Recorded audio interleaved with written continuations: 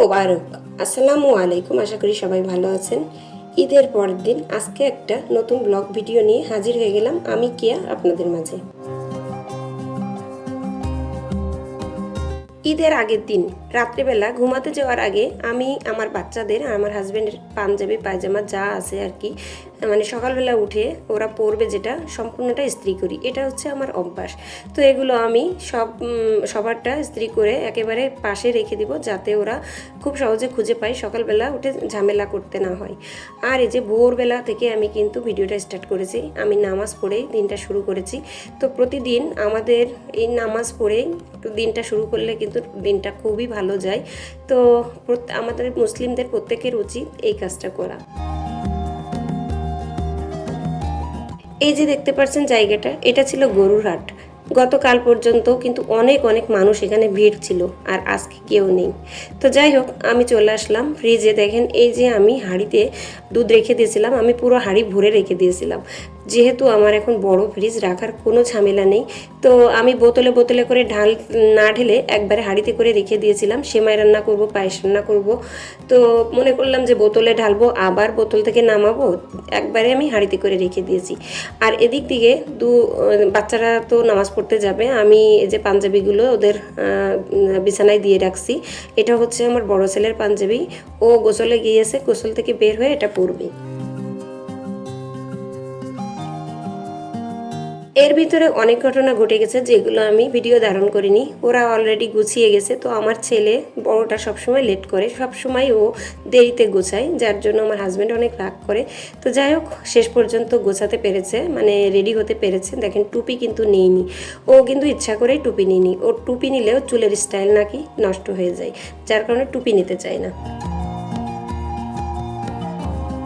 ওরা সবাই নামাজ পড়তে গেছে, আর আমি এই সময় এই যে যত কাজ আছে পরিষ্কার পরিপাটির কাজ, যেমন ডাইনিংটা পরিষ্কার করে নিলাম, আর সেমাইটাও রান্না করে নিলাম। আমি এখানে সেমাই রান্না করছি, লাচ্চা সেমাই। অলরেডি দুধটা জাল করে নিয়ে আসছি। আর এই যে আমি এখানে ডাইনিং টেবিলের উপরে দিয়ে নিচ্ছি। আমার বাচ্চারা কিশমিশ বা বাদাম এইগুলো যদি সেমাইয়ের মধ্যে দিই একদম খেতে চায় না, তো এইগুলো আমি একটু কম করে দিই, শুধুমাত্র আমি খাওয়ার জন্য। আর এদিকে ফিরনি রান্না করব। তো ফিরনি মিক্সড যেটা আছে সেটা কিনে নিয়ে আসছি। এখানে আমি এই পাতিলে ফিরনি বসিয়ে দেব। আর এই ফিরনি তো প্যাকেটে অল্প থাকে, আর এর সাথে আমি অল্প কিছু চাল আমার নিজের বানানো গুঁড়া করে নিয়েছি, সেগুলোও কিন্তু মিক্সড করে নিয়েছি, যাতে একটু বেশি হয়, যেহেতু দুধ বেশি। তো অলরেডি আমি রান্না কিন্তু কমপ্লিট করে ফেলেছি। আর এই যে সেমাইটা আমি টেবিলে দিয়ে দিচ্ছি, আর ফিরনিটা হচ্ছে। অফ ক্যামেরায় আমি হালিমটাও রান্না করে নিয়েছি, সেটা আর আপনাদের সাথে শেয়ার করিনি।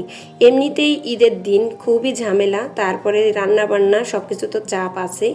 তো এই যে এই পাশে আমি সেমাই রান্না করছি, এটা ফিরনি পায়েসের মতো হয়ে গেছে, মানে একেবারে আঠালো হয়ে গেছে, দুধ কম হয়ে গেছে। তো যাই হোক, তারপরে হচ্ছে এই যে হালিমটাও রান্না করেছি। হালিমটা আমি হটপটে রাখছি যাতে গরম থাকে। ওরা এসে তো খেতে পারবে না, কোরবানি দেওয়ার পরে খাবে। তো কোরবানি দিয়ে আস্তে আস্তে অনেকটা সময় পার হয়ে যাবে, যার কারণে আমি হটপটে রেখেছি, তো এটা যাতে গরম থাকে। গত ভিডিওতে একটা আপুর কমেন্ট করেছিল শোকেসের ভিডিওটা দেখে। আপুর এই শোকেসটা খুবই পছন্দ হয়েছে। আপু বলেছে যে কবে যে এরকম একটা শোকেস বানাতে পারবো। তো আপু অবশ্যই বানাতে পারবেন। যদি মন থেকে আল্লাহর কাছে কোনো কিছু চাওয়া হয়, অবশ্যই আল্লাহ সে ইচ্ছাটা কিন্তু পূর্ণ করে দেয়। তো কথা বলতে বলতে দেখেন, আমি এবার আমার ঘরগুলো আপনাদের সাথে শেয়ার করব। আমি আমার ঘরগুলো কিভাবে সাজিয়ে নিয়েছি ঈদের দিন। আমার যে ঘরটা, সেটা হচ্ছে আমি একটা লাল বিছানা চাদর বিছিয়েছি। এটা কিন্তু হাতের কাজ করা। আর এই বিছানা চাদরটা প্রায় আমার 7 বছর আগে কিনা। তো হাতের কাজ করা বলে এটা ব্যবহার করা খুব একটা হয় না, বিশেষ বিশেষ দিনই এটা বিছাই, আবার কিন্তু তুলে ফেলি, কারণ এর উপরে ঘুমানো যায় না, গায়ের উপরে ফোটে। তো আমার কিন্তু এমনি বিছিয়ে রাখতেই ভালো লাগে। দেখেন হাতের কাজটা করা, এই যে কাজটা করা, এগুলো কিন্তু যশোরের লোকজন বেশি করে, মানে আমাদের এলাকার লোকজন কিন্তু এই কাঁথা বা এই বেডশিটগুলো বেশি সুন্দর করে সেলাই করতে পারে। ওরা নামাজ পড়তে যাওয়ার পরে আমি সব কিছু রান্নাবান্না শেষ করে যেটুকু সময় পেয়েছিলাম সেই সময়ের মধ্যে আমি ঘর বাড়িগুলো একটু পরিপাটি করে নিয়েছি। আর এখানে আমি একটা রাউন্ড পাপোশ, যেটা আপনারা দেখেছেন গত ভিডিওতে, সেই পাপোশটা দিয়েছি। একটু ইউনিক, নতুন না হলে হয় ঈদের দিন। এরপরে চলে যাচ্ছি আমার বড় ছেলের ঘর। আমার বড় ছেলের ঘরটা আপনাদের সাথে একটু শেয়ার করি। এই যে বেডশিটটা দিয়েছি, এই বেডশিটটা আপনাদের কাছে পরিচিত, আমার ঘরে অনেকবার দেখেছেন। তো ওর ঘরে আমি আজকে বিছিয়ে দিয়েছি। যেহেতু আমার এখন নতুন করে কোনো বেডশিট কেনা হয়নি, পুরাতনগুলোই চলছে, তাই পুরাতন বেডশিট দিয়ে ঘর সাজালাম। আর এর উপরে একটা কুশন রেখেছি। ওরা কিন্তু নামাজ পড়ে চলে এসেছে। আমাদের এখানে সকাল 7টায় জামাত ছিল, তো যার কারণে সকালবেলা আর কি ওরা সালামি নিতে পারেনি, এখন এসে সালামির আবদার করছে। তো বাসা বাড়িতে সালামি আর কে দিবে, বাবাই দিচ্ছে। আর ওর বাবার যে বড় ছেলে চুমা দিচ্ছে কপালে দিয়ে, তারপরে 1000 টাকার নোট দিল। আর ছোট ছেলে কিন্তু অলরেডি নিয়ে নিয়েছে। ছোট ছেলে ওর বাবার পায়ে চুমা খেয়েছে। তো আসলে কি বলবো, ছোট ছেলে, ওর বাবার প্রতি ওর আকর্ষণ অনেক বেশি, অনেক ভালোবাসে। তো সালামির কথা শুনে ওর বাবার পায়ে যে চুমা খেলো, চুমা খাওয়ার পরেই কিন্তু টাকাটা নিয়েছে। এই যে আমি এখন রান্না করতে চলে আসছি। ওরা কিন্তু কোরবানির ওইখানে গিয়েছে, ওরা মাংস নিয়ে তারপরে একবারে আসবে। তো এখানে আমি ভুনা খিচুড়ি করব। ভুনা খিচুড়ি করার জন্য মশলাগুলো কষিয়ে নিয়েছি আর চালটা এখন ভালো করে ভেজে নিচ্ছি। তো আমি সবসময়ের জন্য ভুনা খিচুড়ি এভাবে রান্না করি। আর দেখেন আমি কিসে রান্না করছি। রাইস কুকারের যে আগের পাতিলটা ছিল, আমার রাইস কুকারটা নষ্ট হয়ে গেছে, কিন্তু পাতিলটা থেকে গেছে। তা এই প্রথম না, আমি আগেও রান্না করেছি এই রাইস কুকারের পাতিলেই আমি খিচুড়িটা বসিয়ে দিলাম। আর দেখতে পেলেন প্রথমে আমি তেলের বড় বোতল দিয়েই কিন্তু ঢাললাম, তেলটা পুড়িয়ে গেছে। এই জারটা না অনেক ছোট, তো বারবার তেল ঢালতে হয়, যার কারণে আমার খুবই বিরক্ত লাগে। তো ছোট জার কিনে মনে হয় ভুল করেছি, বড় জার কেনার দরকার ছিল। যেটুকু জার মনে হয় দুইবার, একবার খিচুড়ি আর একবার মাংস, তাও হয় না, আবার ভরা লাগে, এরকম করে আর কি করতে হয়।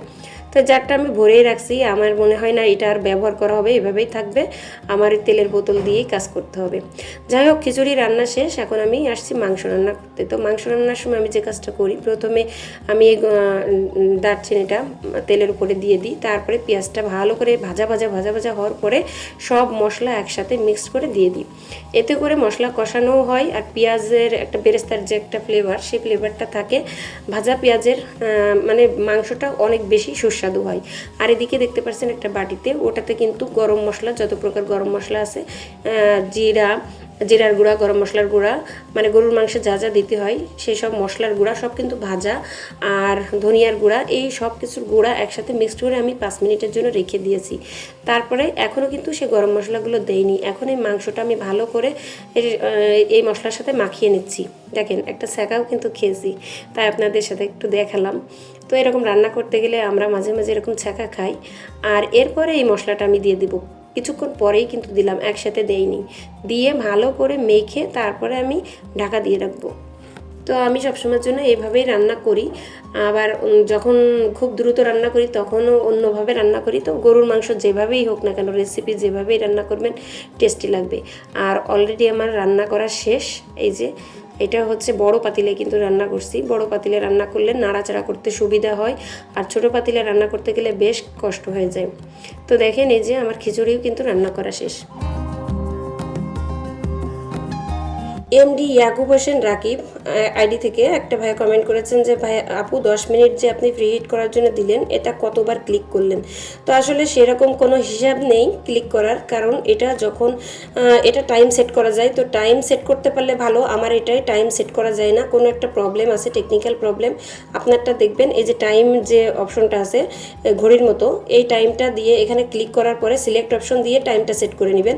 আর যদি টাইম সেট না করা হয় তাহলে ওই যে মাইক্রোওয়েভ যে অপশন দিব, আমি যদি আর কি কোনো কিছু বেকিং আইটেম দিই, বেকিং আইটেম করার মানে অপশনে ফ্রি হিট করার জন্য যে কনভেকশন অপশন দিয়ে তারপর সিলেক্ট অপশন দিয়ে তারপরে বাড়ানো কমানোর যে অপশন আছে, বাড়ানোর অপশনে থাকলে 10-10 করে বাড়ি।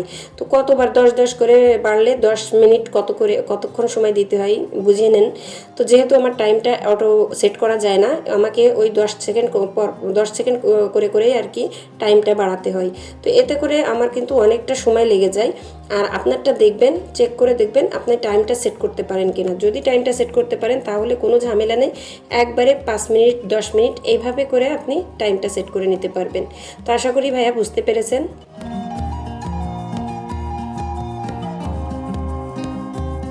আর এই যে আমার কিন্তু রান্নাবান্না কমপ্লিট হয়ে গেছে। অফ ক্যামেরায় আমি অনেক কাজ করে নিয়েছি। মাংস নিয়ে আসার পরে মাংসগুলো বন্টন করা, তারপরে রান্নাবান্না করে সেগুলো আর কি ডাইনিংয়ে দেওয়া, আর আমার হাজব্যান্ড এসে গোসল করে খেতে বসেছে। তো এর ভিতরে আপনাদের সাথে অনেক ভিডিও শেয়ার করতে পারিনি। আর আমাদের এখানে মজার একটা বিষয় হচ্ছে, মাংস বন্টন করার সময় দূরে গিয়ে বন্টন করা লাগে না বা নিচেও যাওয়া লাগে না। ঈদের দিনে সবাইকে উন্মুক্ত করে দেওয়া হয়, সবাই বাসায় এসে নিয়ে যায়। তো আর কি সবাই খাওয়া দাওয়ার পরে ঘুমিয়ে পড়েছিল, আমি কিন্তু জেগেছিলাম, কারণ ওই যে সবাই এসে কলিং বেল চাপছিল মাংস নেওয়ার জন্য, যার কারণে আমি সন্ধ্যা পর্যন্ত কিন্তু এই কাজই করি। তো যাই হোক, আজকের ভিডিও এই পর্যন্ত। আগামীতে আবারও নতুন ভিডিও নিয়ে আপনাদের মাঝে হাজির হয়ে যাব। সে পর্যন্ত সবাই ভালো থাকবেন, সুস্থ থাকবেন। আল্লাহ হাফেজ।